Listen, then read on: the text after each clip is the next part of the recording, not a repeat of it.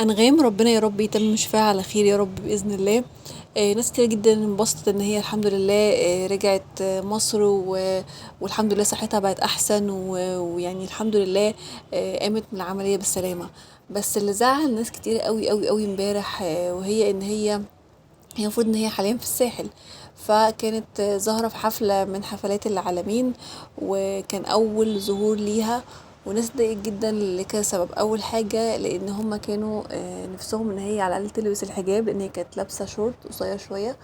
فكان نفسهم ان هي بعد التعب اللي هي شافته او الموضوع اللي حصل معاها، كل المرض الطويل، وان الحمد لله ربنا قومها بالسلامة وشفاها. فكانوا منتظرين على الاقل حتى تلبس الحجاب، او حتى لو مش تلبس الحجاب على الاقل يكون حتى لبس محتشم شويه.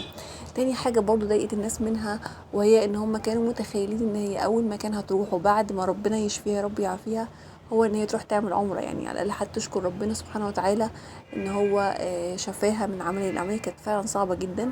وكان المذيع محمود سعد هو كان الوحيد على اتصال مع اولادها ومعاها.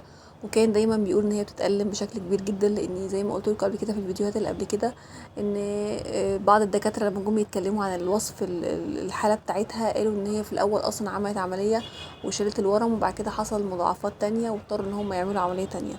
فالموضوع ما كانش سهل ابدا، وكان موضوع فعلا يعني صعب جدا. فالحمد لله ان ربنا يعني قومها من حاجه خطيره زي كده. كانت ناس متوقعه بشكل كبير جدا ان هي على الاقل ما يكونش ده اول شكل يشوفوه فيها.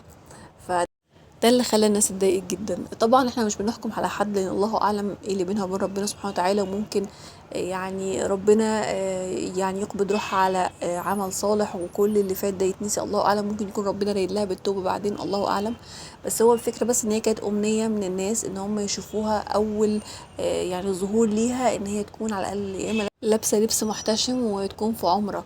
ده المشهد اللي الناس كان نفسها جدا تشوفها فيه، وده من حبهم فيها.